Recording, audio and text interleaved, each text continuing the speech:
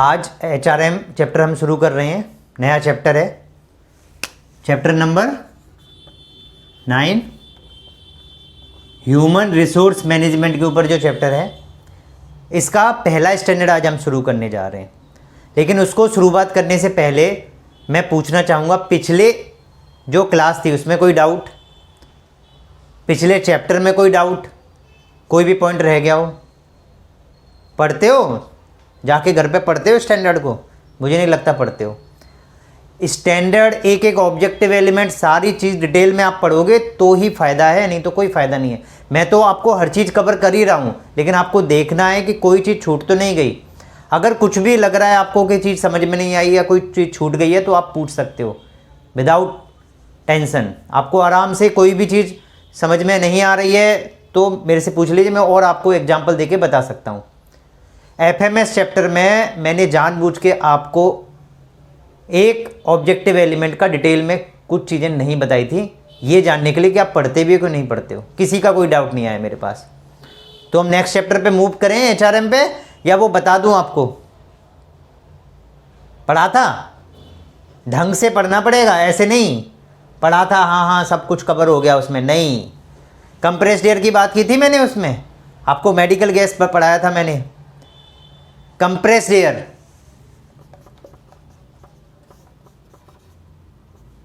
Chapter 8 में जो standard हमने पढ़ा था, 6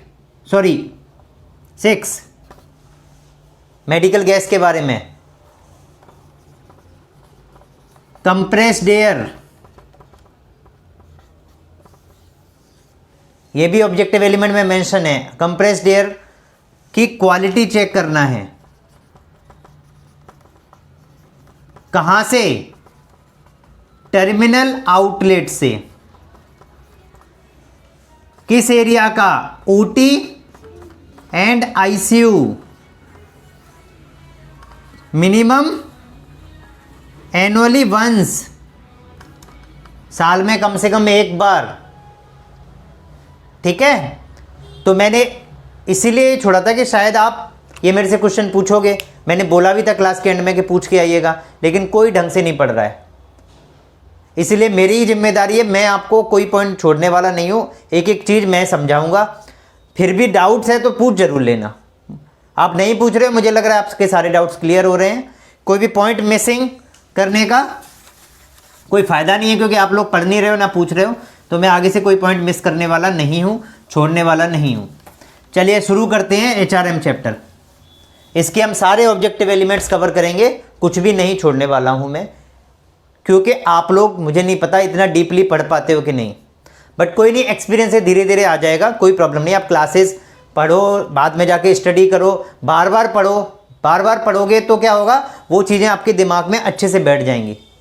ठीक है, चलिए। तो HRM चैप्टर का जो स्टैंडर्ड 1 है उसको हम क्या बोलेंगे? HRM 1। ये बात करता है आपका ह्यूमन रिसोर्स प्लानिंग के बारे में। ह्यूमन रिसोर्स प्लानिंग, अगर इसको मैं और सरल भाषा में कहना चाहूं तो आप कह सकते हो मैन पावर प्लानिंग। अब मैन पावर प्लानिंग से आप समझ रहे होंगे कि हॉस्पिटल है, एक कॉम्प्लेक्स ऑर्गेनाइजेशन है, तो यहाँ पर डिफरेंट कैटेगरीज की, डिफरेंट डिपार्टमेंट की ऑर्गेनाइजेशंस में स्टाफ की रिक्वायरमेंट होगी। तो हर डिपार्टमेंट यूनिट में किस किस स्टाफ की ज़रूरत होगी, रिक्वायरमेंट होगी, उसकी प्लानिंग हमको यहाँ पर करना है। तो वो प्लानिंग हम किस बेसिस पे करेंगे? जो ऑर्गेनाइजेशन का, जो आपके हॉस्पिटल का विजन है, जो मिशन है, करेंट रिक्वायरमेंट क्या है, फ्यूचर की रिक्वायरमेंट क्या है, जो आपका स्ट्रेटेजिक ऑपरेशनल प्लान की हमने बात की थी, उसके हिसाब से आप अपने यहाँ मैन पावर की प्लानिंग करेंगे। जैसे मान लीजिए अभी आपका हॉस्पिटल 10 बेड का है, आपके पास OT है ही नहीं, तो आपको OT स्टाफ लेने की जरूरत नहीं, आपकी प्लानिंग में नहीं आएगा वो। बट हो सकता है कि आप कहो कि बाद में हम इसमें सर्जिकल सर्विसेज भी ऐड करेंगे 2 साल बाद, तो आपका 2 साल के बाद जो आपका मैन पावर प्लानिंग है या ह्यूमन रिसोर्स प्लानिंग है वो अपडेट होगा, रिवाइज होगा। करंट की रिक्वायरमेंट के हिसाब से हमें प्लानिंग अभी करना है। फ्यूचर के एस्पेक्ट को भी ध्यान में रखना है कि फ्यूचर में हमें क्या क्या चीज़ें ऐड ऑन करनी है, कब करनी है। तो आपका मैन पावर प्लानिंग में आपको क्या कंसीडर करना है, मेनली आपका vision, mission, current requirement and future requirement, इन सब चीज़ों को आपको ध्यान देना है। किस डिपार्टमेंट में कितना स्टाफ चाहिए, ठीक है। और एचओडी से कंसर्न करना है, जो उस डिपार्टमेंट का हेड ऑफ द डिपार्टमेंट है उससे कंसर्न करना है कि क्या रिक्वायरमेंट है, कितने स्टाफ की रिक्वायरमेंट है, ठीक है। तो आपने एक बार आपने एचओडीज वगैरह रख लिए, डिपार्टमेंट हेड रख लिए, फिर उस डिपार्टमेंट में और स्टाफ की रिक्वायरमेंट है या नहीं है, वर्कलोड के हिसाब से आपको स्टाफ रखना है, ठीक है। तो उसकी प्लानिंग हो जाना चाहिए। अब प्लानिंग कैसे करते हैं इसका मैं आपको एक बढ़िया टूल बता देता हूं।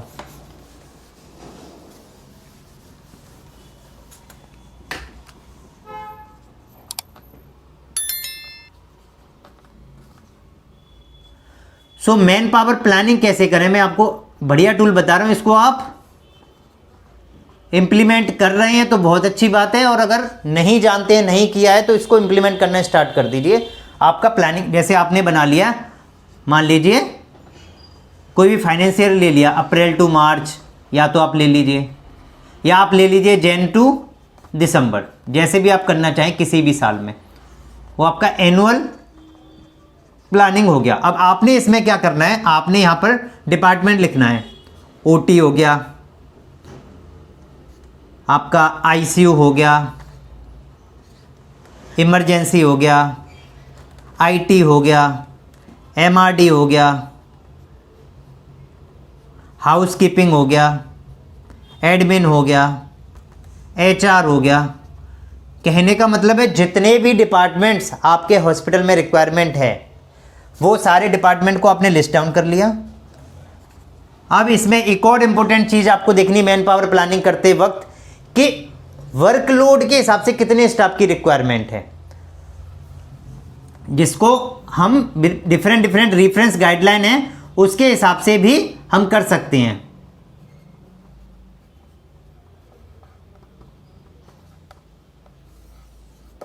WINS की गाइडलाइंस है। WINS क्या है, WHO की गाइडलाइंस है। Workload indicator for need of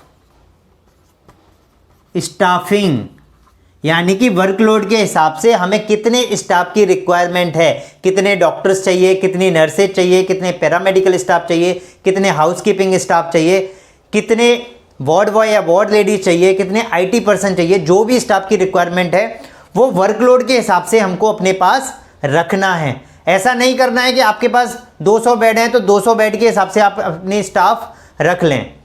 आपकी ऑक्यूपेंसी क्या है उसको भी कंसीडर करना है। और गाइडलाइंस हैं जैसे WHO की है, नर्सिंग स्टाफ कितना होना चाहिए, तो उसके लिए इंडियन नर्सिंग काउंसिल की गाइडलाइंस हैं, वो गाइडलाइन आप फॉलो कर सकते हैं। जैसे आपका ICU है, ICU में आपके पास वेंटिलेटर हैं, तो वेंटिलेटर पे गाइडलाइंस क्या कहती हैं, 1:1 का रेशियो होना चाहिए, मतलब 1 पेशेंट पे 1 नर्स। नॉन वेंटिलेटर पे ICU में कितना रिक्वायरमेंट कहते हैं, 1:2, 2 पेशेंट पे 1 नर्स। वार्ड में 1:6, ठीक है। तो इस टाइप से आप गाइडलाइंस फॉलो करके आपको क्या करना है, अपना स्टाफ के लिए प्लानिंग बनाना है, मैन पावर प्लानिंग बनाना है। तो ये जो हम बात कर रहे थे टूल की, यहां पर सबसे पहले हमने डिपार्टमेंट लिख लिए। डिपार्टमेंट के बाद हमें लिखना है रिकमेंडेड स्टाफ। जैसे कोई इंडियन नर्सिंग काउंसिल का रेफरेंस है तो वो आप डाल दीजिए, जहां पर नर्सिंग है तो उसके हिसाब से डाल दीजिए कि इतना स्टाफ चाहिए या रेशियो ये होना चाहिए इस डिपार्टमेंट में, ICU में वेंटिलेटर पे ये रेशियो। उसके बाद इसको हम क्लीन कर देते हैं, थोड़ा आपको अच्छे से समझ में आ जाएगा।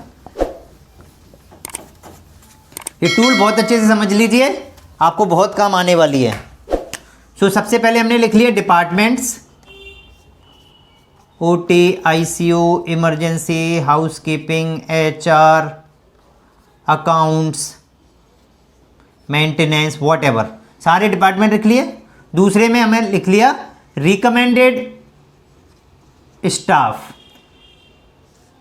H पर नॉर्म्स, कोई गाइडलाइंस हैं कुछ हैं तो वो आपको मेंशन कर दी। फॉर एग्जांपल आईसीयू में आपको स्टाफ रखना है तो INC लिख दिया आपने, इंडियन नर्सिंग काउंसिल के हिसाब से कितनी स्टाफ रिक्वायरमेंट है। इमरजेंसी में इंडियन नर्सिंग काउंसिल के हिसाब से कितने स्टाफ की रिक्वायरमेंट, जहां पर नहीं है वहां पर आप नॉट एप्लीकेबल लिख सकते हैं, ठीक है। H पर वर्कलोड भी लिख सकते हैं, H पर वर्कलोड, ठीक है। उसके बाद नेक्स्ट कॉलम आप बनाएंगे बेड ऑक्यूपेंसी। तो जहां पर आपके नर्सिंग डॉक्टर्स की रिक्वायरमेंट है वहां पर आप बेड ऑक्यूपेंसी कितनी है आपकी। मान लीजिए आपके पास 50 बेड का हॉस्पिटल है और आपकी ऑक्यूपेंसी जो है वो हमेशा 50% रहती है, तो मतलब कि 25 बेड आपके फुल रहते हैं, तो आपको स्टाफ 25 बेड के हिसाब से रखना होगा, ना कि 50 बेड के हिसाब से। तो वो ऑक्यूपेंसी आपने लिख दी 25% है, या एवरेज आपने 6 मंथ का ले लिया, जो भी आपका आ रहा है, मान लीजिए 30% है, तो 30% के हिसाब से जो आपके बेड बने उसके हिसाब से आप स्टाफ अपने पास रखेंगे, यानी कि प्लानिंग करेंगे। पास्ट एक्सपीरियंस के बेसिस पे हो सकता है। उसके बाद करंट मैन पावर, आपके पास उस डिपार्टमेंट में उस एरिया में करंट कितने स्टाफ हैं, 5 हैं, 4 हैं, 3 हैं, वॉट एवर, जो भी स्टाफ हैं। इसको आप शिफ्ट वाइज भी बना सकते हो चाहो तो, चाहे तो आप कंप्लीट तीनों शिफ्ट का मिला के बना सकते हो, बट वो शिफ्ट को आपको कंसीडर कर लेना है उसमें। ऐसा नहीं कि आपने एक शिफ्ट के हिसाब से मैन पावर प्लानिंग बना ली, बाकी उतने ही स्टाफ चाहिए हमें, नहीं, फिर शिफ्ट के हिसाब से आपकी 3 शिफ्ट होती हैं जैसे नर्सिंग की, तो 3 शिफ्टों को भी ऐड करना पड़ेगा आपको इसमें, ठीक है। एंड देन रिक्वायर्ड स्टाफ, अब आपको कितना चाहिए, मान लीजिए आपको चाहिए 6, रिकमेंडेड है 6, या वर्कलोड के हिसाब से आपको स्टाफ चाहिए 6 और आपके पास है 5, तो 1 की आपकी रिक्वायरमेंट हो गई, ठीक है। यहां पर आपको 4 ही चाहिए, 4 ही हैं, तो आपको 0 रिक्वायरमेंट हो गई। तो इस टाइप से करके आप इसको मंथली बनाते जाएंगे और एनुअली इसको अपडेट करते जाएंगे। हर महीने आप इसको रिव्यू करेंगे और जो भी स्टाफ की रिक्वायरमेंट है, मान लीजिए यहां पर एक स्टाफ को रखने की जरूरत है OT की, तो उसके लिए फिर आप क्या करेंगे, प्लानिंग करेंगे, रिक्रूटमेंट की प्लानिंग करेंगे, स्टाफ को रखेंगे। तो इस टाइप से आपको अपना मैन पावर प्लानिंग बनाना है। ये डॉक्यूमेंट बहुत इंपॉर्टेंट है। इसका आपका पॉलिसी तो होगा ही होगा, ह्यूमन रिसोर्स प्लानिंग कैसे डेवलप करेंगे, कब कब उसको रिव्यू करेंगे, रिवाइज करेंगे, क्या क्या चीज़ें कंसीडर करेंगे, वो सब आपकी ह्यूमन रिसोर्स मैनेजमेंट की जो पॉलिसी होगी उस पॉलिसी में मेंशन होगा। लेकिन प्लानिंग, मैन पावर प्लानिंग कैसे करना है, जो मैंने अभी आपको टूल बताई, ये टूल फॉलो करके आप बहुत अच्छे से मैन पावर प्लानिंग कर सकते हैं। अब आपको ये भी देखना है कि जो स्टाफ प्लानिंग में हमने डिसाइड किया है उसका जॉब स्पेसिफिकेशन और जॉब डिस्क्रिप्शन डिफाइंड हो based on qualification, past experience, उसका JD डिसाइड होगा, और JS हमारी रिक्वायरमेंट के हिसाब से, और दूसरा गवर्नमेंट नॉर्म के हिसाब से डिसाइड होगा। जैसे मैं एग्जांपल बताऊं कि मुझे एक ICU के लिए नर्स चाहिए, मुझे उसका जॉब स्पेसिफिकेशन बताना है, तो मैंने लिखा GNM और BSc नर्सिंग, मिनिमम क्वालिफिकेशन हो गया ये, 2 ईयर एक्सपीरियंस इन ICU और क्रिटिकल केयर एरिया। वहीं मैं डॉक्टर की रिक्वायरमेंट बता रहा हूं कि मुझे ड्यूटी डॉक्टर चाहिए, तो मैं लिखूंगा मिनिमम क्वालिफिकेशन MBBS,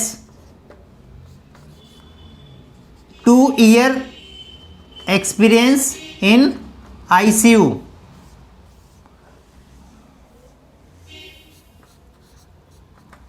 ठीक है। और अगर कहीं पर लैंग्वेज की रिक्वायरमेंट है कि हमें इस लैंग्वेज में काम करने वाला स्टाफ भी चाहिए जिसको इंग्लिश पे कमांड अच्छी हो, या उसको कोई लोकल लैंग्वेज जहां पर आप रिक्रूट कर रहे हो, तो आप वो भी मेंशन कर सकते हैं जॉब स्पेसिफिकेशन में कि फ्लुएंट। जैसे आप रिसेप्शन की पोस्ट जब उसका स्पेसिफिकेशन बनाते हो तो आप लिखते हो fluent in English and local language.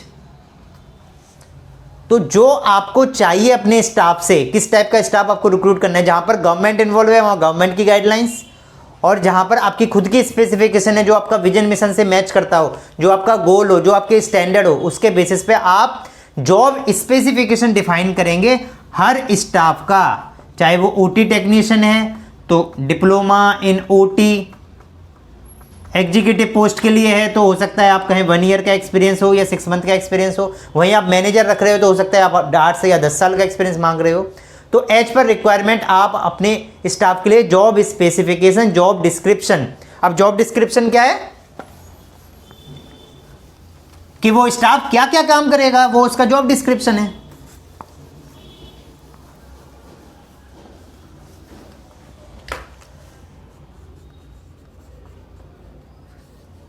तो जेडी क्या होगा? जेडी का मतलब जैसे ओटी टेक्नीशियन है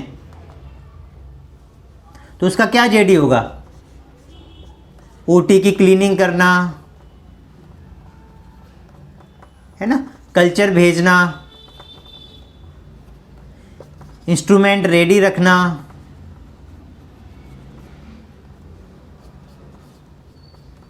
कोई भी इन्फेक्शन रिलेटेड इंसिडेंट है तो रिपोर्ट करना, क्वालिटी इंडिकेटर्स मेंटेन करना,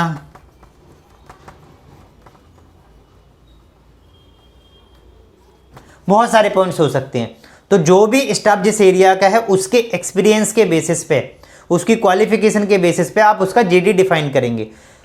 वहीं आपका ओटी एग्जीक्यूटिव है तो हो सकता है उसकी रिस्पॉन्सिबिलिटी असिस्टेंस की हो कि इंस्ट्रूमेंट क्लीन कराने में असिस्ट कराना, कल्चर रिपोर्ट को रखना, फाइलिंग करना, ठीक है ना, क्लीनिंग में असिस्ट कराना, तो वो असिस्टेंस की रिस्पॉन्सिबिलिटी थी। तो मैनेजर का है, इंचार्ज जो है, हेड जो है, उसकी रिस्पॉन्सिबिलिटी थोड़ी सी ज़्यादा, रिस्पॉन्सिबल पर्सन के लिए रिस्पॉन्सिबिलिटी ज़्यादा होंगी, और जो एग्जीक्यूटिव है वो उसकी असिस्टेंस की रिस्पॉन्सिबिलिटी हो सकती है। तो उसको हम जॉब डिस्क्रिप्शन कहते हैं। तो जॉब डिस्क्रिप्शन जो है वो स्टाफ के द्वारा साइन होना चाहिए।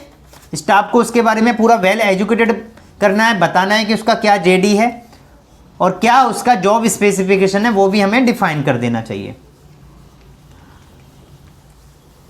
अब इसमें जब हम प्लानिंग कर रहे हैं तो हमें एक चीज का जरूर ध्यान रखना है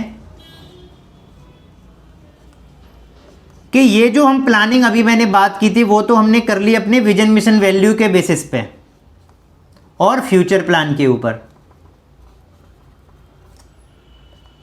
लेकिन अभी कभी शॉर्टेज हो गई स्टाफ की, शॉर्ट ड्यूरेशन के लिए हो सकती है, लॉन्ग ड्यूरेशन के लिए हो सकती है, या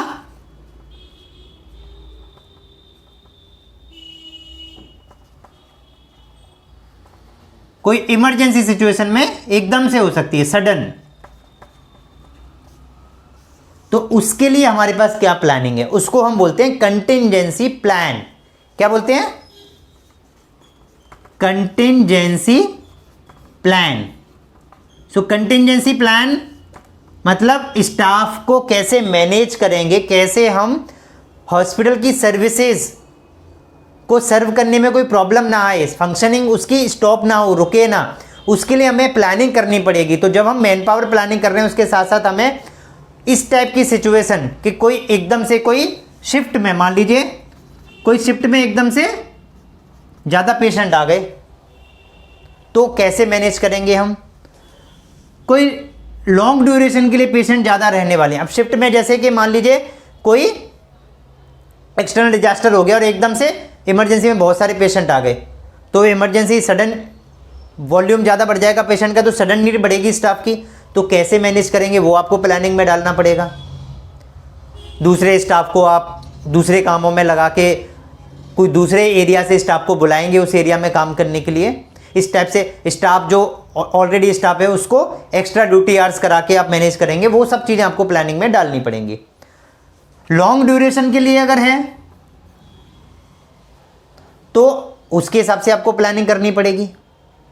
जैसे मान लीजिए कोविड है, कोविड एक सबसे बढ़िया एग्जाम्पल है। अब कोविड आया तो स्टार्टिंग में लगा थोड़े टाइम के लिए, तो कुछ स्टाफ के साथ मैनेज किया, लेकिन जब लगा कि ये लंबा चलने वाला है तो फिर स्टाफ रिक्रूट भी किए गए।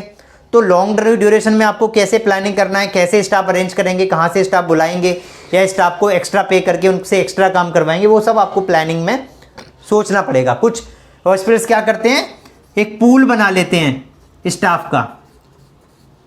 मान लीजिए जो स्टाफ काम कर चुके हैं, या नर्सिंग ब्यूरो होते हैं जो स्टाफ प्रोवाइड करते हैं, या किसी हॉस्पिटल से स्टाफ मांग लेते हैं अर्जेंसी के लिए, जो लॉन्ग शॉर्ट टर्म की रिक्वायरमेंट है उसको पूरा करने के लिए कहीं से इधर उधर से स्टाफ अरेंज कर लेते हैं। लेकिन कहाँ से अरेंज करेंगे, क्या करेंगे, वो सब आपके प्लान में होना चाहिए कि अगर ऐसा हुआ तो हम ऐसे ऐसे स्टाफ मैनेज करेंगे। कभी कभी तो स्ट्राइक भी हो जाती है, जो होना नहीं चाहिए हॉस्पिटल में, क्योंकि पेशेंट केयर सफ़र होती है। बट स्ट्राइक हो जाए, मान लीजिए नर्सिंग स्ट्राइक हो गई, डॉक्टर की स्ट्राइक हो गई, तो पेशेंट केयर सफ़र ना करे उसके लिए आप क्या प्लानिंग करोगे, उसको हम कंटिजेंसी प्लान बोलते हैं कि कैसे हम मैनेज करेंगे। जैसे किसी हॉस्पिटल में हुआ तो उन्होंने क्या किया, दूसरे हॉस्पिटल से स्टाफ बुलाया। तो ये सब प्लानिंग में होगा तो कर पाएंगे, अगर प्लानिंग में नहीं होता तो क्या करते, हॉस्पिटल को बंद करना पड़ जाता। तो ये सब प्लानिंग पहले से करके चलना पड़ता है। तो मैन पावर प्लानिंग में एक ये एस्पेक्ट आपका बहुत इंपॉर्टेंट है कि कंटिजेंसी प्लान आपका शॉर्ट टर्म, लॉन्ग टर्म और सडन नीड के टाइम पर आप कैसे मैनेज करोगे, वो आपका पहले से डिफाइंड होना चाहिए, तो आप उस टाइप की सिचुएशन को मैनेज कर सकते हैं। ठीक है, इसके अलावा आपका जो स्टाफ का जो रिपोर्टिंग है, किसको उसको रिपोर्टिंग करना है, वो रिलेशनशिप ठीक से डिफाइंड होना चाहिए। रिपोर्टिंग रिलेशनशिप का मतलब है कि स्टाफ किन किन डिपार्टमेंट से कंसर्न्ड है, किन डिपार्टमेंट्स को उसको रिपोर्ट करना है, वो किस डिपार्टमेंट के अंडर आता है या किस एचओडी के अंडर में आता है, उसको हम हायरार्की चार्ट भी बोलते हैं। या ऑर्गेनोग्राम, एनएबीएच की भाषा में बहुत आपको सुनने मिलता होगा ऑर्गेनोग्राम।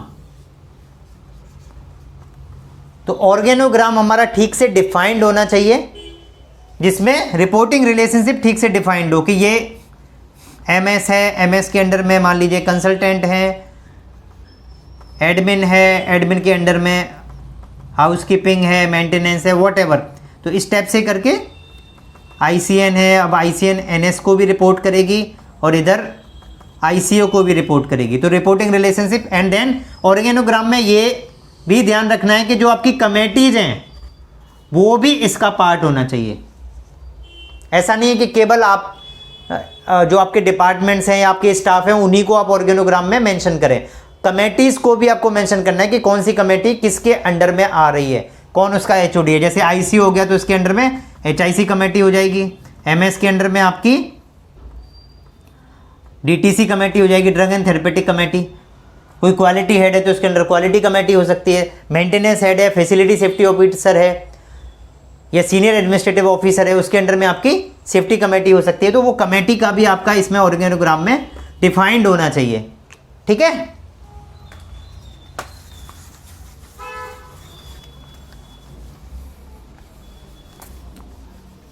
और इसमें इंपॉर्टेंट चीज़ क्या है, जो स्टाफ को आप रिक्रूट करने वाले हैं उस स्टाफ का बैकग्राउंड चेक होना बहुत ज़रूरी है। इसको हम एनडीबीएच की लैंग्वेज में एंटीसीडेंट भी बोलते हैं, एंटीसीडेंट वेरिफिकेशन। अब ये क्या प्रोसेस है, बैकग्राउंड चेक से आपको समझ में आ रहा होगा कि कोई भी स्टाफ कहीं से भी काम करके आया हमारे पास, उसने क्लेम किया कि मैं यहाँ पहले इस ऑर्गेनाइजेशन में काम करता था, इस पोजीशन पे काम करता था, उस ऑर्गेनाइजेशन से हमें एक फीडबैक लेना होता है स्टाफ का। वो फीडबैक हम कब लें ये भी आपको क्लियर कर देता हूँ। तो या तो हम ज्वाइनिंग से पहले ले लें, बिफोर ज्वाइनिंग, या फिर with in 1 month of joining, मतलब ज्वाइनिंग करने के 1 महीने के अंदर अंदर भी हम बैकग्राउंड चेक कर सकते हैं। तो इसमें प्रोसेस क्या होता है, या तो आप एक फॉर्मेट बना के मेल कर दें उनको कि ये स्टाफ है, इसने हमारे यहाँ पोजीशन के लिए अप्लाई किया हुआ है और आपके यहाँ ये किस पोजीशन पे काम करता था, क्या किसको रिपोर्ट करता था, कितना एक्सपीरियंस है, क्या है, वो सब चीज़ें आप डिटेल्स में फॉर्म बना के मेल कर सकते हैं। कोरियर के थ्रू भी भेज सकते हैं, और अगर रिस्पॉन्ड नहीं आ रहा है आपका मेल पे, फ़ोन पे, कोरियर के थ्रू, तो फ़ोन पे आप उसको कंफर्म कर सकते हैं, बैकग्राउंड चेक कर सकते हैं। ठीक है, तो फ़ोन पे भी कर सकते हैं, उसमें आपको डिटेल्स लिखना पड़ेगा कि किससे आपकी बात हुई, वहाँ पर कौन पर्सन था जिससे आपने वेरिफिकेशन किया। तो ऑनलाइन भी कर सकते हैं, मेल के थ्रू भी कर सकते हैं, हार्ड कॉपी में कोरियर के थ्रू भी कर सकते हैं, और फ़ोन के थ्रू भी किया जा सकता है एंटीसीडेंट वेरिफिकेशन। ठीक है, मैन पावर प्लानिंग में सारी बातें आ जाती हैं रिक्रूटमेंट से पहले भी। और एक और इम्पॉर्टेंट पॉइंट है इसमें कि जब स्टाफ जा रहा हो तो उस टाइम एग्जिट इंटरव्यू भी कंडक्ट करें।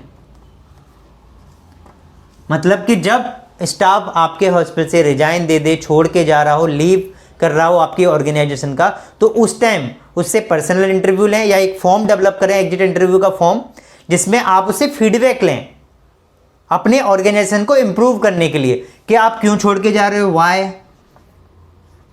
कैसा आपका एक्सपीरियंस रहा, आपकी गुड मेमोरीज, बैड मेमोरीज,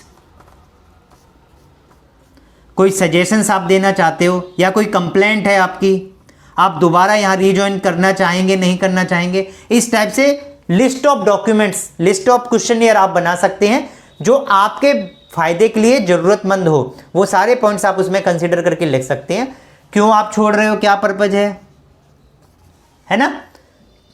तो अगर हमें लगता है कि कोई ऐसी वजह से स्टाफ छोड़ के जा रहा है कि हमारा कल्चर ठीक नहीं है, तो हमें उसको इम्प्रूव करने की ज़रूरत पड़ेगी। और हमें लग रहा है कि स्टाफ अपने बेनिफिट्स के लिए, कुछ उसके फैमिली टर्म्स हैं, या उसको हायर स्टडीज़ के लिए जाना है, वॉट एवर ग्रोथ के लिए जा रहा है, तो हमें उस चीज़ को कंसीडर नहीं करना है कि स्टाफ सारा अच्छा फीडबैक देके गया है तो ठीक है, उन चीज़ों को हमें कंटिन्यू रखना है। लेकिन अगर कुछ भी नेगेटिव है या कुछ सजेशन देके गया है तो उसकी एनालिसिस होना बहुत ज़रूरी है।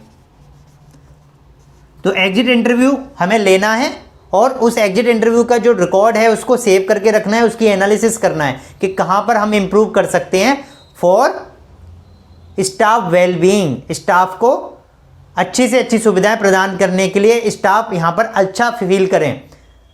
कल्चर ऑफ सेफ्टी की भी हमने बात की थी ना पीएसक्यू चैप्टर में, तो एएचआरक्यू की जो हमने बात की थी उसका जो फॉर्म होता है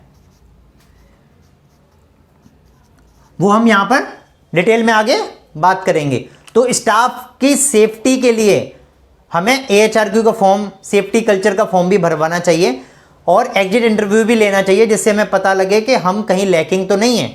तो स्टाफ वेलबींग के लिए हमें ये करना है। तो मैन पावर प्लानिंग में हमें प्लानिंग के साथ साथ एग्जिट इंटरव्यू का भी ध्यान रखना है, बैकग्राउंड चेक भी करना है, जॉब डिस्क्रिप्शन, जॉब स्पेसिफिकेशन भी डिफाइन करना है, कितने स्टाफ कहाँ पर रखने हैं, नॉर्म्स क्या कहते हैं, और हमें कितने की रिक्वायरमेंट है, बेड ऑक्यूपेंसी, वो सब चीज़ों को कंसीडर करना है। ठीक है, इस तरीके से करके हमें अपनी प्लानिंग करनी है। कंटिजेंसी प्लान भी रखना है, शॉर्ट टर्म, लॉन्ग टर्म, और सडन नीड ऑफ स्टाफ है तो हम कैसे मैनेज करेंगे। क्लियर है? चलिए, थैंक यू।